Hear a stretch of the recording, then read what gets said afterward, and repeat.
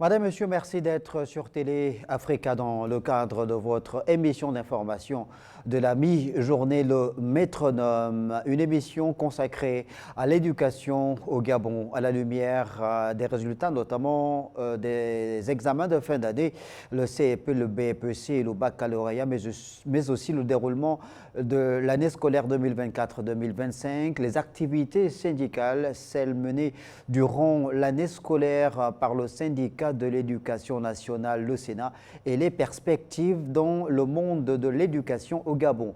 Pour faire le point sur l'actualité en lien avec l'école au Gabon, j'ai le plaisir de recevoir ce jour comme invité de cette émission le métronome Magloire Memiaga. Il est secrétaire général par intérim du Sénat, le syndicat de l'éducation nationale. Monsieur Memiaga, bonjour. Bonjour, M. Pambo. Merci beaucoup d'avoir accepté l'invitation de Télé Africa afin que nous puissions mettre le curseur sur les questions en lien avec l'éducation au Gabon. C'est le Sénat qui vous remercie parce qu'à chaque fois vous parlez de l'éducation et vous devenez un véritable partenaire du système éducatif. Merci beaucoup. Merci pour l'intérêt que vous portez à notre chaîne de télévision. Merci. Alors, il y a quelques jours seulement, le ministère de l'Éducation nationale a rendu officiels les résultats du second tour du baccalauréat 2024-2025 avec ce pourcentage, ce taux de réussite de 100% pour le second tour du bac. Comment est-ce que l'enseignant, comment est-ce que le partenaire social de l'éducation nationale réagit après ce taux de réussite, après la délibération de ce taux de réussite de 100% au second tour du bac au Gabon? Bien, merci. Je vais réagir en tant que partenaire, pas en tant qu'enseignant.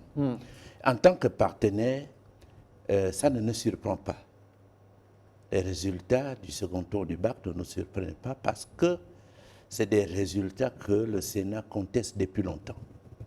Depuis longtemps, le Sénat propose que le second tour se passe à l'écrit. Mais les plus hautes autorités ont décidé ainsi. Et vous comprenez qu'au second tour, les enfants sont préparés et ils savent ce qu'ils doivent faire.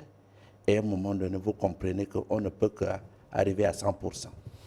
Maintenant, derrière ces 100%, il faut regarder aussi le travail abattu par les enseignants tout le long de l'année. Parce qu'aujourd'hui, concernant les admissibles, par le passé, on avait le livret scolaire. Le livret scolaire rachetait les enfants, les apprenants, dans le cadre de l'admissibilité. Aujourd'hui, avec le système actuel, l'admissibilité est pointée à 8 de moyenne. Celui qui n'a pas 8 n'est pas admissible. Même jusqu'à 7,99, il ne peut pas être admissible. À 9,99, vous ne pouvez pas être admis d'office. C'est ce système mis en place qui fait en sorte qu'une fois qu'un apprenant a 8 de moyenne, à un moment donné, il est question de soutenir cet apprenant pour qu'il gagne son bac. Alors, on va essayer de faire un point sur la spécificité donc, du second tour et le fait que vous, en tant que partenaire social, en tant que syndicat de l'éducation nationale, vous ayez demandé aux autorités, notamment à la tutelle, au ministère de l'Éducation nationale, de faire en sorte qu'au second tour, les épreuves se passent à l'écrit. Pourquoi? Quelle est la différence? Quelle est la spécificité d'un passage au second tour, les épreuves du baccalauréat à l'écrit plutôt qu'à l'oral? Bien.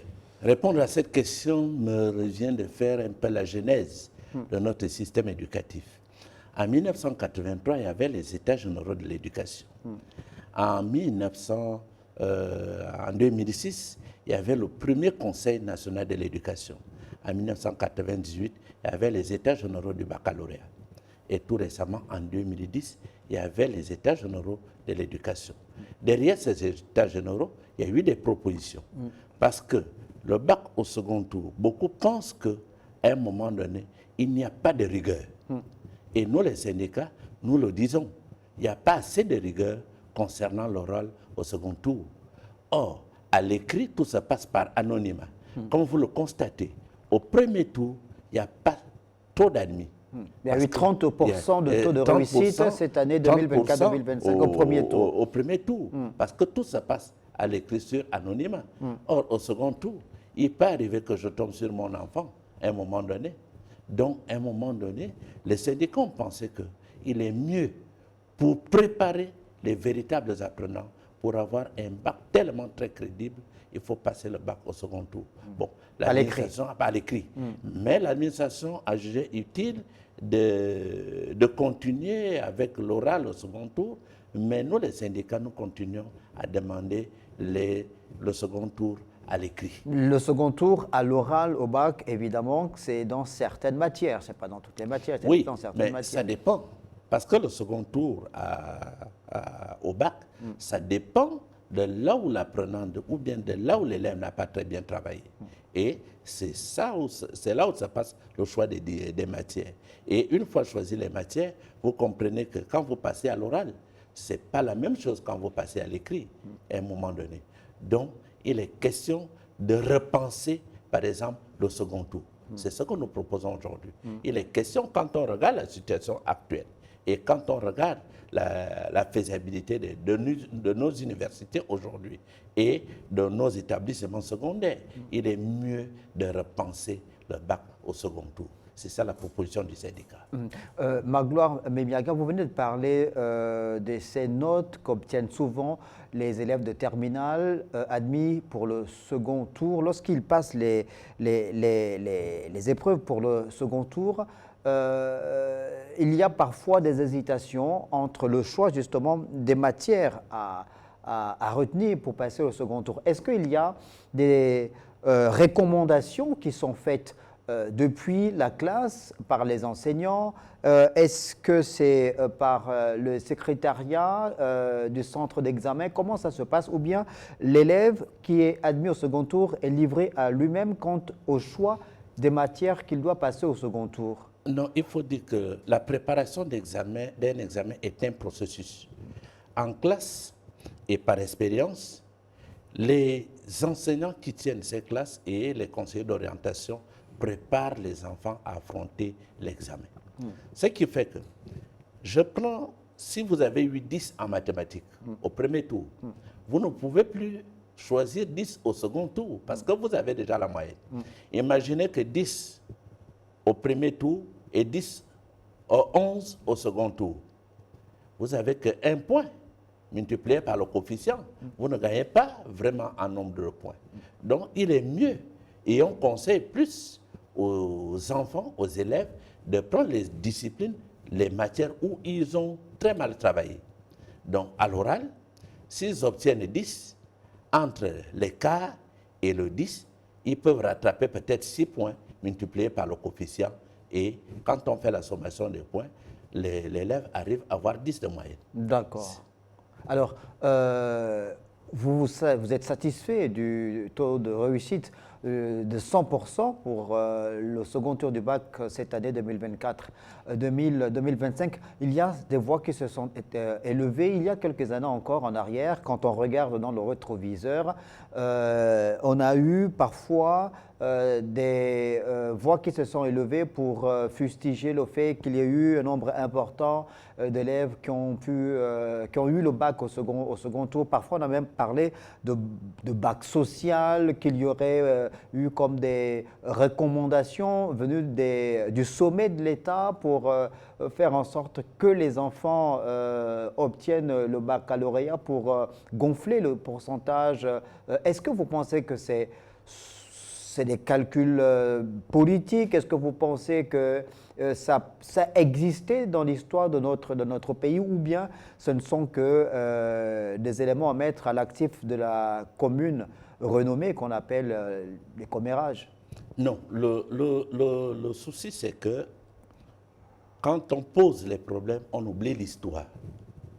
Le bac est un processus, comme je venais de dire tout à l'heure. Dans l'histoire du Gabon, il y a eu des bacs, il y a eu 2 sessions de bac. Je prends en 2006, quand le feu président Omar Bongo rentrait d'un voyage, on lui présente les résultats du baccalauréat. Séance tenante, il a décidé d'un second bac. La question de bac... Ça veut dire que décider d'un second bac, ça veut dire que les résultats qui avaient été présentés en 2006 n'étaient pas de bons résultats? Étaient catastrophiques. Les résultats étaient catastrophiques. Est-ce que ces résultats catastrophiques cette année 2006-là reflétaient la réalité du moment? où il y a eu un problème qui a peut-être expliqué je vous ça. dis, le bac est un état d'esprit. Et le bac est différent de tout ce qui se passe en classe. Vous allez constater que le jour du bac, l'élève qui travaillait très bien en classe tombe directement. Il a journée. Et vous allez constater que les élèves qui ne travaillent pas tellement bien peuvent s'admettre facilement au bac. C'est un état d'esprit. Mais le débat qui est posé sur la table concernant le taux de réussite, à mon sens, revient à repenser le système éducatif de fond à comble. Parce que dans notre système éducatif aujourd'hui, il y a des pesanteurs.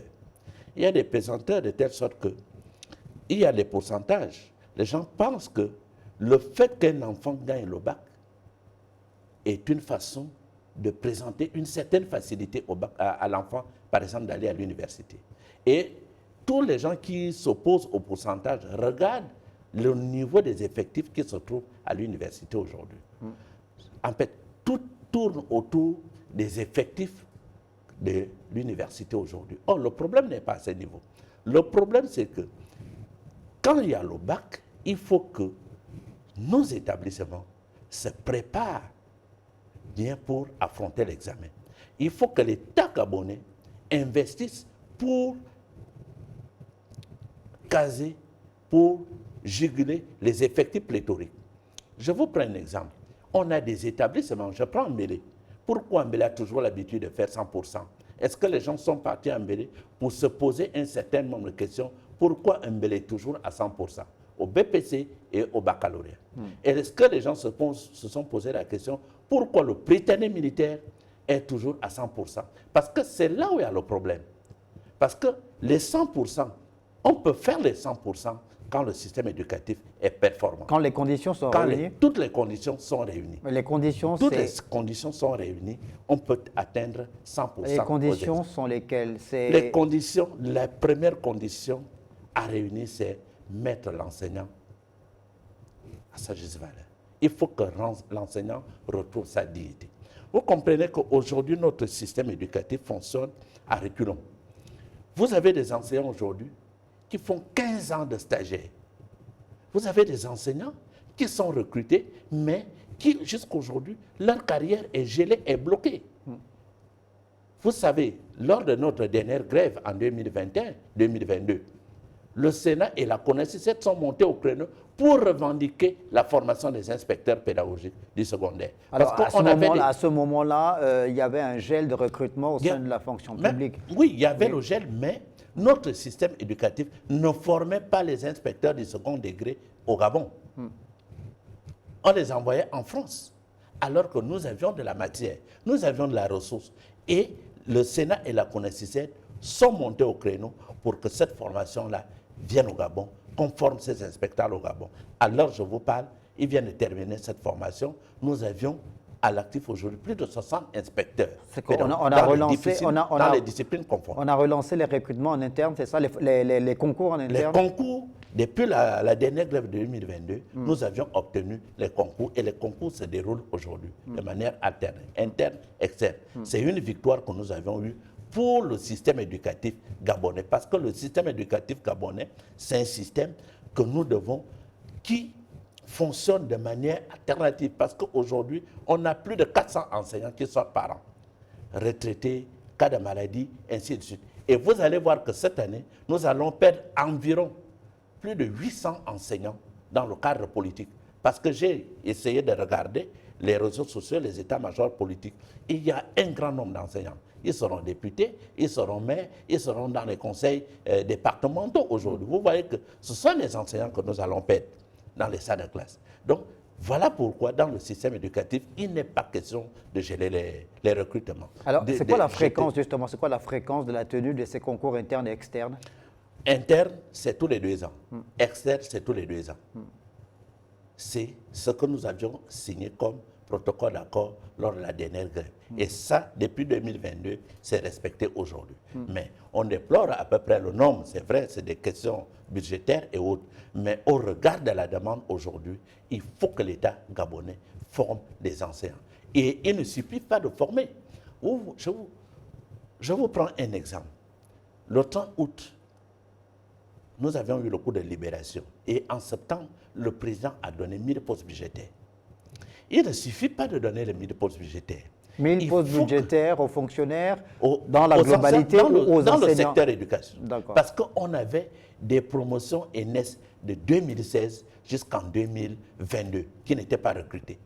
Et les promotions annexes, Florentin Moussavo et autres. Nous avions réussi à regrouper toutes ces promotions et ils sont recrutés. Mais le problème n'est pas de recruter. On peut recruter, mais il faut que ces enseignants-là déroulent leur carrière. Au Gabon, nous avions choisi une fonction publique de carrière, pas une fonction publique d'emploi. Or, malheureusement, les carrières sont gérées, les situations sont bloquées aujourd'hui. Vous allez voir que d'ici la rentrée administrative, c'est le problème qui va être posé sur la table. Et c'est le problème qui risque de perturber le début de l'année scolaire. Le problème 2025, 2026. aux situations administratives des enseignants. Des Où en enseignants. est-on en ce moment sur cette question? Aujourd'hui, nous sommes au même pied d'égalité. Rien n'avance au niveau de la fonction publique. Vous savez, nous sommes en 2025. Le Gabon a eu son indépendance en 1960. La fonction publique aujourd'hui fonctionne toujours comme au bon vieux temps. Nous sommes à l'ère du numérique. La fonction publique est toujours au point de départ. Nous avions des enseignants, en dehors même des enseignants, tous les agents publics attendent leur situation régularisée aujourd'hui. Donc, à la fonction publique, nous attendons. Alors, justement, c'est, on va dire, un terme plus ou moins générique, régularisation des situations administratives. Allons point par point. Est-ce que cette situation, quelle est la réalité de la situation sur le plan des reclassements, c'est quoi les recrutements, c'est les salaires, de quoi s'agit-il exactement, point par point? Concernant les situations administratives, c'est un terme global. Oui, bien sûr. Les recrutements. Dès que vous recrutez un agent, l'agent doit bénéficier de son attestation de recrutement, son texte d'intégration et sa titularisation. Dans les textes, dès que vous recrutez, vous êtes recruté, il vous faut 18 mois pour être titularisé et dérouler votre carrière. Nous avions les titularisations. Après la titularisation, vous devez avoir vos avancements. Et au Gabon, nous avions opté pour les avancements automatiques. Et à côté de ça, on a des agents, des enseignants qui vont en stage. Ils doivent bénéficier des reclassements après stage. Aujourd'hui, tout est bloqué. Aujourd'hui, À tous les niveaux. à tous les niveaux. Que ce soit les reclassements, Que ce soit des avancements. reclassements, avancements, et ainsi de suite. Quand vous allez à la fonction publique, la fonction publique vous dit, moi j'ai déjà fait mon travail. Nous attendons l'effet sol. C'est que chaque situation s'accompagne d'un effet financier. Aujourd'hui, la fonction publique dit, moi j'ai terminé de régulariser, voilà l'arrêté, mais il n'y a pas effet sol. Effet sol, il n'y a pas une situation financière qui accompagne ces reclassements ou bien ces avancements et autres. C'est là où il y a le problème. Or, c'est un système global qui doit accompagner l'agent public pour dérouler sa carrière. Alors, en tant que partenaire social, justement, est-ce que le Sénat est reparti auprès de la tutelle du ministère de l'Éducation nationale pour chercher à en savoir plus sur le suivi, justement, de ces questions administratives? Il y a un problème. Le Sénat, il y a l'Éducation nationale. Il y a 3 ministères. L'Éducation nationale utilise les enseignants. La fonction publique recrute les enseignants. Le budget paye. Mais en 2015, avec la réforme, on a mis en place les DCRH. Or, dans notre ancien texte, ce sont les DGRH, Direction générale des ressources humaines. Avec la fonction publique, nous avions des agents de la fonction publique qui sont affectés dans nos ministères pour accompagner le ministère dans le cadre de la gestion des ressources humaines. Mais depuis 2015 jusqu'à aujourd'hui, nous constatons que le processus là n'avance pas. Ça n'avance pas. Parce que dans le décret qui crée les DCRH, le décret 025, il était question que les DCRH gèrent la carrière de l'agent dans les ministères concernés et validé au niveau de la fonction publique. C'était une façon de faciliter. Où se trouve le nœud gordien? Le nœud gordien aujourd'hui, c'est que les DCRH ne sont que l'ombre de ce qu'ils ont proposé.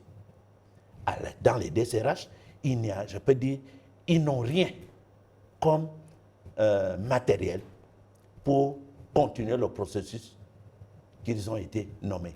Vous allez dans les DCRH aujourd'hui, ils peuvent travailler, mais est-ce qu'ils ont les éléments pour accompagner le processus jusqu'à réguler les carrières des agents?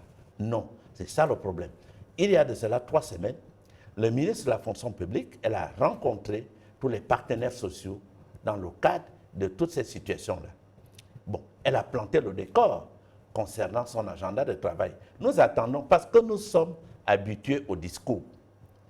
Moi, j'étais membre de la dernière commission, le Forum de la fonction publique. J'étais dans la commission ressources humaines.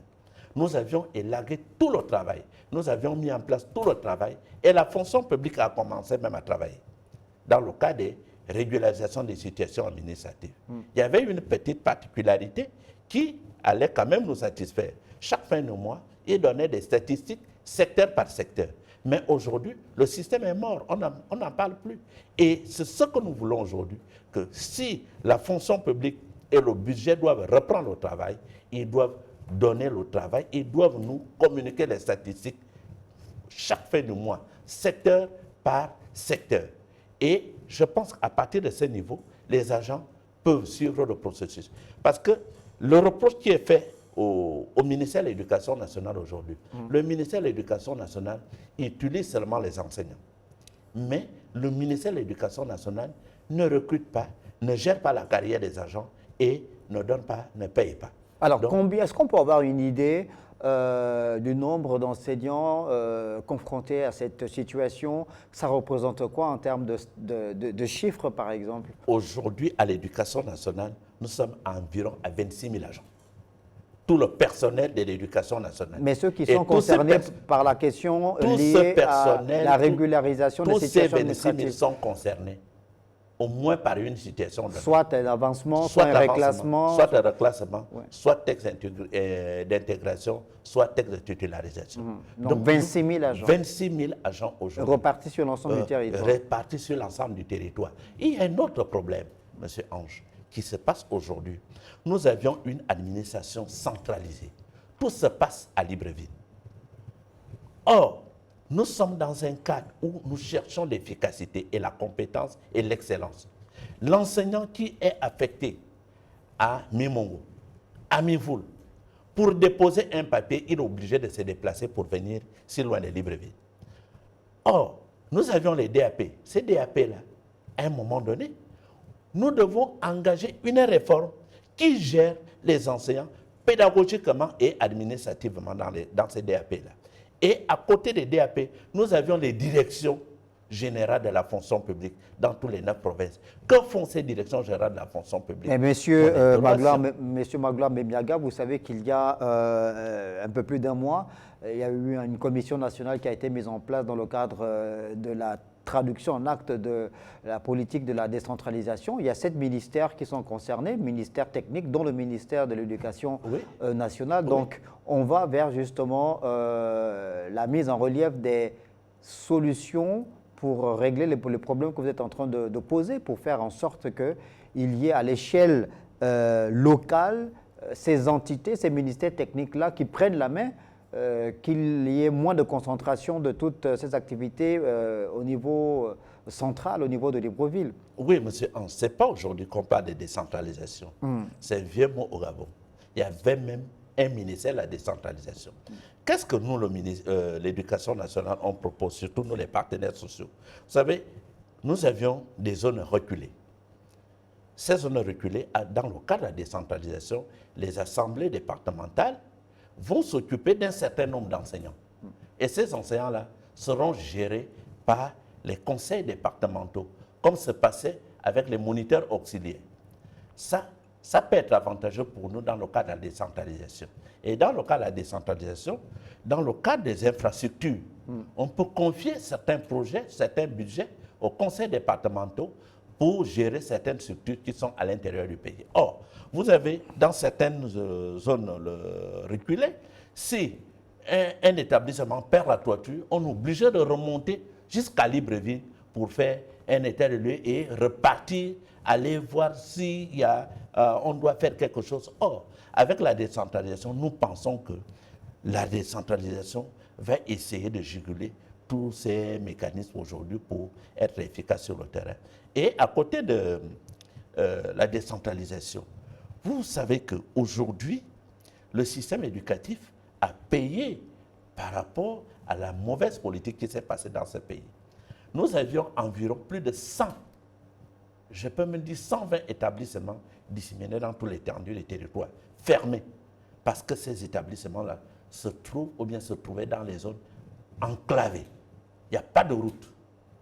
Donc, le problème de l'inexistence d'une carte scolaire, non, ça a été soulevé. Mais le problème, justement, que vous êtes en train de soulever, est un problème important, en lien aussi parfois avec la politique. Tout à l'heure, vous avez parlé de la politique. Vous êtes en train de vous interroger sur ce que devait subir le monde de l'éducation en termes de pertes par rapport à tous vos collègues qui sont engagés sur le plan politique. Mais on a vu, justement, sur ce plan politique, on a vu des sénateurs, on a vu des députés, on a vu des ministres de la République construire des établissements scolaires dans le cadre de la politique sociale, dans leurs différentes circonscriptions.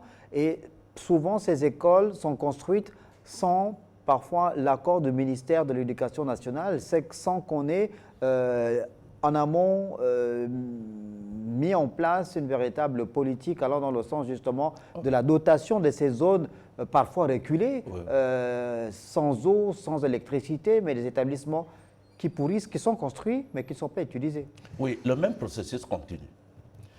Dans le cadre de notre système éducatif, la dernière case scolaire datait de 40 ans en arrière. Et la dernière case scolaire qu'on vient d'organiser en 2024, nous avions essayé de faire le point de la case scolaire au niveau du Gabon. Et dans ces conclusions, nous avions identifié les zones que nous devons investir de manière urgente. Quelles sont les zones d'ombre? Au niveau de Libreville. C'est quoi les limites de cette carte Les scolaire? limites de la carte scolaire, c'est que la carte scolaire tombe dans les discours politiques. On sort de la réalité, on rentre dans les discours politiques. Vous venez d'évoquer certains établissements qui étaient construits dans certains milieux. C'était juste par des acteurs politiques. C'était juste pour des besoins politiques. Ça n'avait rien à voir avec les besoins de la carte scolaire. C'est vrai, il faut rapprocher l'établissement et de l'apprenant. L'apprenant doit être à côté de l'établissement. C'est une vérité. Mais il y a des zones qui ne méritent, il y a beaucoup de zones qui ne méritent pas avoir des établissements. Mais les hommes politiques aussi puissants, ils sont partis, ils ont investi, mais qui aujourd'hui, ces établissements-là, tombent en ruine. Il n'y a rien.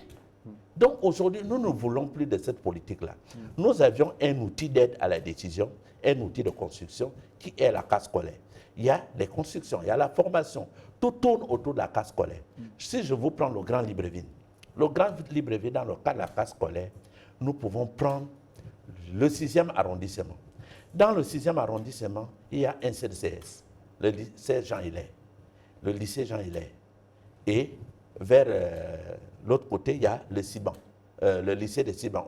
Montalier n'est pas dans le 6e. Montalier aussi. Mais ce 6e arrondissement, allons-y regarder les effectifs.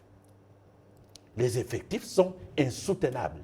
C'est le plus grand arrondissement, le plus grand quartier du Gabon. Donc, si nous devons investir dans le Grand Libreville aujourd'hui, nous devons investir dans le 6e arrondissement. Nous devons investir dans le 2e arrondissement.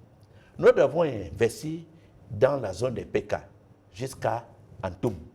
Parce qu'entre Mélène et Okolassi, il faut au moins, c'est vrai, il y a Berthéjean à côté, mais il faut investir parce qu'il y a une forte population dans cette zone-là. La demande est forte. La demande est forte. Et si on va à l'intérieur du pays, à Port-Gentil, si nous prenons la zone du centre à Port-Gentil, le CS du parc a des effectifs vraiment insoutenables. vous allez à Matanda, vous allez à Bantanda. C'est des établissements où vous trouvez plus de 100 en terminale. Si vous allez à Obiaritoué, c'est insoutenable. Vous allez à Mindik, c'est insoutenable. Donc, la case scolaire a identifié toutes ces zones-là. Donc, il faut maintenant un plan d'urgence de construction. Et c'est ce que le Sénat propose aujourd'hui. Au lieu de fonctionner comme le SAMU fonctionne comment? S'il y a une blessure, on vient, on soigne, on attend encore l'autre. Nous voulons un plan cohérent de construction aujourd'hui. Nous proposons un plan triennal de construction, de formation. Et à partir de là, nous allons tous évaluer. Parce qu'aujourd'hui, il est difficile d'évaluer tout ce qui se passe dans le secteur éducatif aujourd'hui. Donc, nous voulons un plan triennal de construction à ce qu'à un moment donné, le Gabon suive. Et je crois qu'il y a les derniers établissements qui sont sortis de terre. Vous êtes en train de parler du Grand Libreville. Oui. Effectivement, bon, on a vu qu'il y a des établissements nouveaux qui ont été construits. On a doté le Cap Esterias, je crois, d'un collège d'enseignement secondaire. Oui. Il y a les établissements. Voilà, c'est le programme PIS. Est-ce que ce programme PIS-là a permis la construction de nouveaux établissements? Oui, nous louons le programme PIS, mais c'est insuffisant. Au regard des effectifs aujourd'hui, au regard de la démographie aujourd'hui, le programme PIS est insuffisant. Nous insistons sur un plan d'urgence de notre système éducatif. Parce que si nous ne le faisons pas, vous voyez, nous attendons environ, je pense, plus de 40 000 qui vont rentrer en sixième cette année. Et on a un taux de redoublement un peu avancé. Or, si nous ne faisons pas un effort, vous comprenez qu'on aura des soucis dans le cadre de ces nouveaux apprenants qui vont embraser le collège cette année. Donc, nous devons investir. Il faut un plan d'urgence. L'école est une priorité aujourd'hui parce que tout ce que le président est en train de mettre en place se repose sur l'école. Si on ne met pas l'accent sur l'école, et il ne suffit pas de construire, il faut former aussi des enseignants. Alors, Magloire Memiaga, dans tout ce que vous êtes en train de dire en termes d'urgence par rapport à la situation que vous jugez, vous, en tant que partenaire social du système éducatif gabonais, situation préoccupante selon vous, vous êtes projeté à très court terme, en lien avec la reprise des cours. La rentrée administrative est fixée, je pense, au 25 août prochain. Oui. Et la reprise des cours devrait avoir lieu peut-être le 2 septembre 2025. Entre les situations administratives, les réponses à apporter en urgence par rapport à la dotation d'infrastructures devant permettre de réguler un certain nombre de dysfonctionnements observés dans le monde de l'éducation. Comment vous procédez ou quelles sont vos propositions? On y va par palier, par étape? Bon, nous voulons proposer un plan cohérent. Le plan cohérent, nous sortions de l'ancien régime. L'ancien régime a amené tous ses conséquences, tout ce qui s'est passé. On venait d'atterrir au 30 août. Entre le 30 août, nous venons de terminer la transition. La transition est terminée. Et vous avez vu que pendant la transition, aucun syndicat du secteur éducation n'a levé le doigt. On a constaté, nous avions observé, pas qu'il n'y avait pas les problèmes, nous avions constaté parce qu'il était question de sauver notre pays. Parce que pendant la période de transition, on ne pouvait pas quand même poser un certain nombre de problèmes. Il fallait d'abord stabiliser le pays. Nous sortons de la transition, nous revenons à l'ordre constitutionnel. Il est maintenant question de faire un état des lieux. Nous voulons, avant que l'école ne commence, le ministère de l'Éducation nationale, avec le gouvernement, fasse un état des lieux. Et derrière l'état des lieux, ils vont mettre un plan cohérent à court, moyen, à long terme, à tous les niveaux. Au niveau des constructions, au niveau des formations, au niveau même des réformes. Parce que la dernière fois, on vient de rentrer dans une réforme, la réforme des coefficients. Vous voyez que la réforme des coefficients ne date pas d'aujourd'hui. La réforme des coefficients date de 2016. Ça a été mis en place en 2016. Mais par la volonté politique, quand un ministre est arrivé, il a mis un terme, il a dit « moi je ne veux pas entendre parler ». Est-ce qu'on peut considérer cette réforme des coefficients comme une forme de révolution ou de valeur ajoutée à notre système éducatif? Quel avantage pour les élèves, cette réforme de coefficients? Aucune réforme n'est mauvaise. Oui, mais quel est l'avantage réel L'avantage, pour les c'est élèves? qu'on avait des coefficients à goulot étranglement. On avait les mathématiques 6, français 6, ainsi de suite, anglais, ainsi de suite.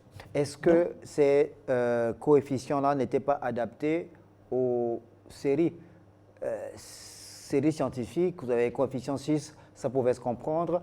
Séries littéraires, si on a un coefficient de quoi, 4 ou 5 en philosophie oui, ou oui. en littérature ou en français, ou bien non? En fait, le fait d'avoir les coefficients de manière claire et nette ne nous a pas permis d'avoir les scientifiques qu'on voulait.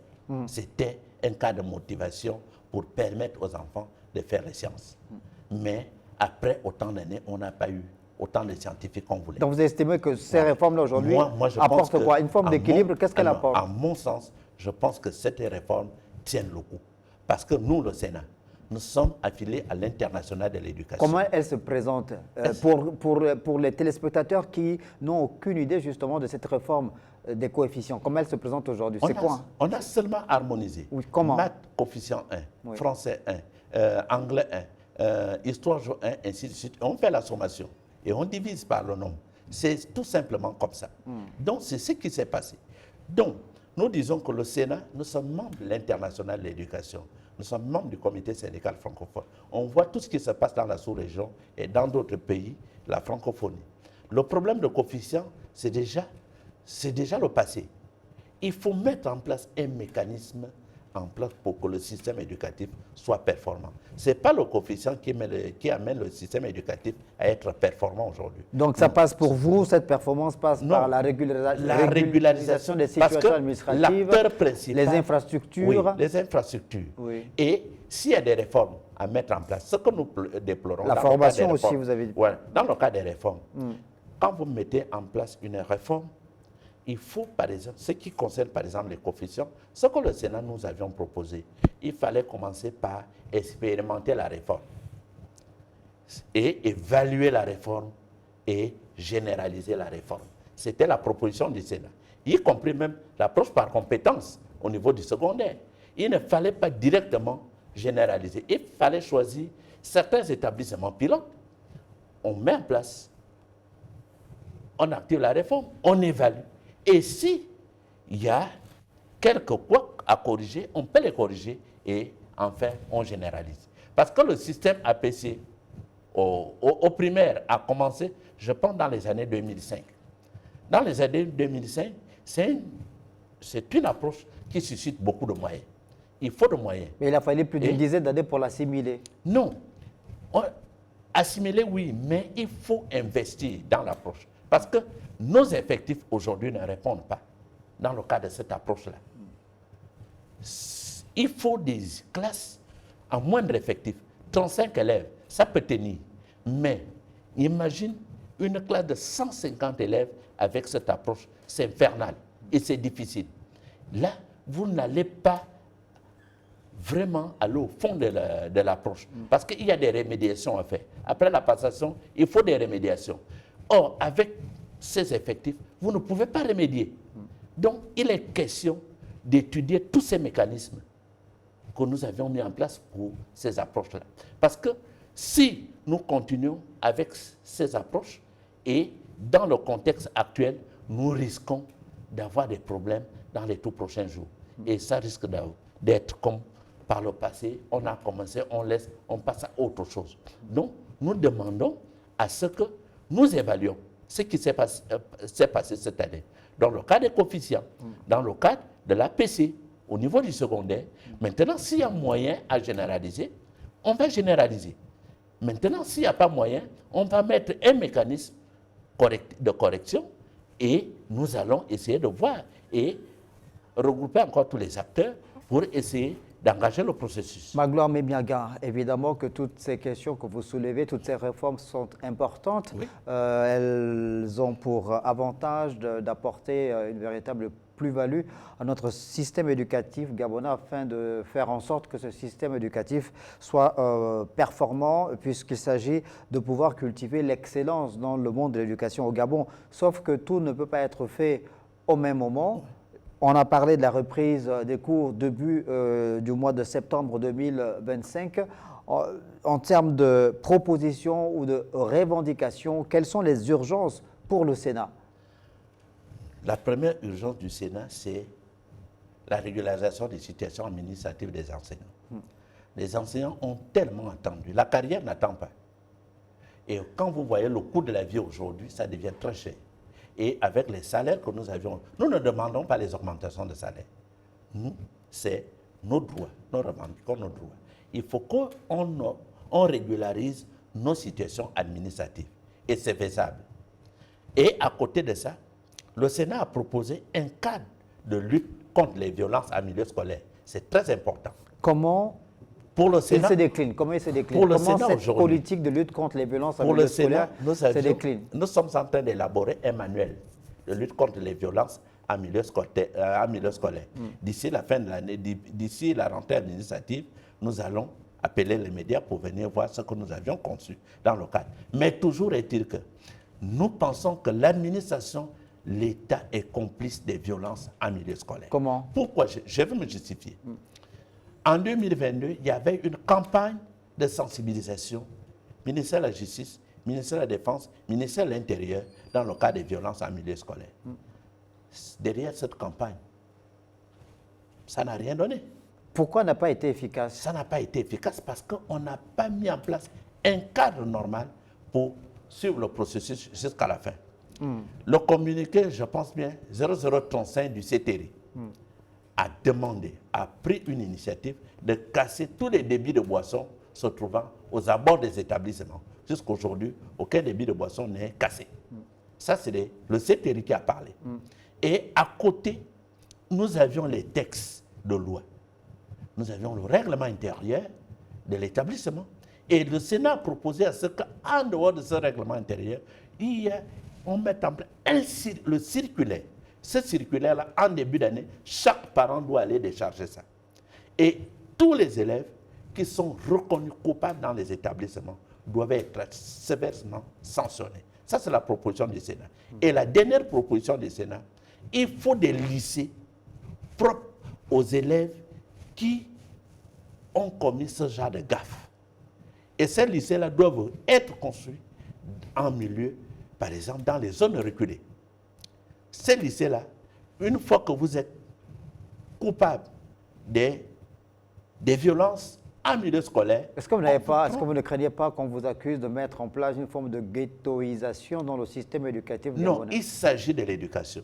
M. Pambou, il s'agit de l'éducation. Pour l'éducation, on ne doit pas blaguer. Il va de l'avenir de la jeunesse gabonaise. Ça ressemble à une forme de ségrégation, non? Non, il n'y a pas de ségrégation. Et c'est ça qui a mis en place ce cadre-là aujourd'hui. Et c'est ça qui a favorisé les violences en milieu scolaire. Parce qu'en termes de violence, chaque parent, chaque enseignant, tous les acteurs justifient. Oh non, c'est un problème psychologique, c'est le social, c'est les droits de l'homme. Non. Quand il faut régler un problème comme les violences en milieu scolaire, nous devons mettre en place un cadre direct à ce qu'on ne parle plus de violence en milieu scolaire. Est-ce qu'il faut ramener à l'école justement ces méthodes coercitives qui avaient cours dans les années 60, 70, 80, où les enseignants avaient le droit de pouvoir reprendre des élèves, faire des punitions aux élèves, puisque c'est désormais interdit.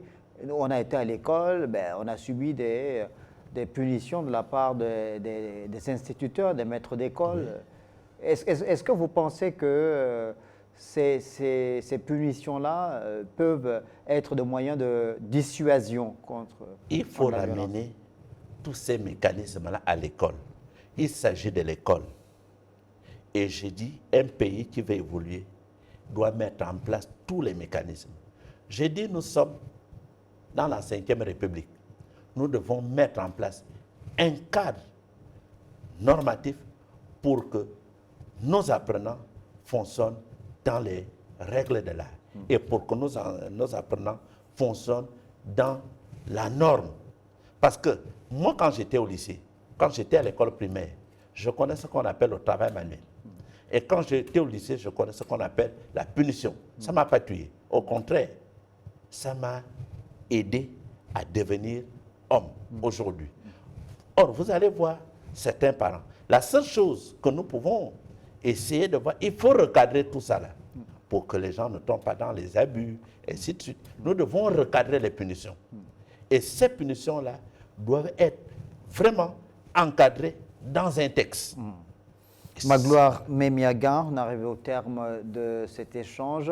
Quelle peut être votre conclusion en lien avec ces urgences du syndicat de l'éducation nationale aujourd'hui pour permettre à ce qu'on ait une année scolaire 2025-2026 en toute quiétude, qui se déroule en toute quiétude, mais surtout qu'il y ait une prise en compte des revendications qui sont les vôtres? Bien, pour terminer, je dirais que l'ancien système est passé, la transition est terminée, nous rentrons de plein pied dans la 5e République.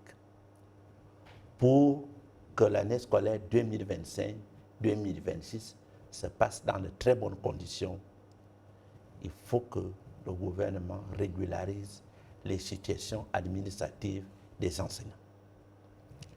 À côté de ces situations administratives, il faut nommer l'homme qu'il faut à la place qu'il faut. Désormais, on ne va plus tolérer des nominations politiques. C'est fini. Il faut nommer les gens qui peuvent conduire notre système éducatif vers les lendemains meilleurs. Et encore, nous interpellons les plus hautes autorités pour que l'école devienne une priorité au Gabon.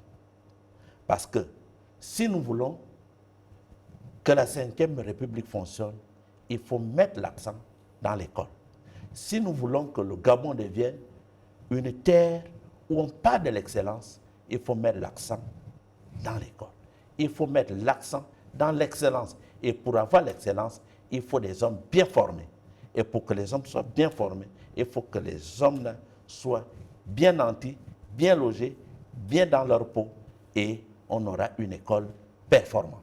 Merci Magloire Mémiaga, merci d'être passé sur le plateau de l'émission Le Maître d'Homme. Je rappelle que vous êtes secrétaire général par intérim du syndicat de l'éducation nationale, le Sénat, et on aura plaisir à vous retrouver prochainement sur ce plateau pour continuer à débattre, à décrypter l'actualité en lien avec le monde de l'éducation au Gabon. Merci de nous avoir regardé. Bonne suite des programmes sur Télé Africain.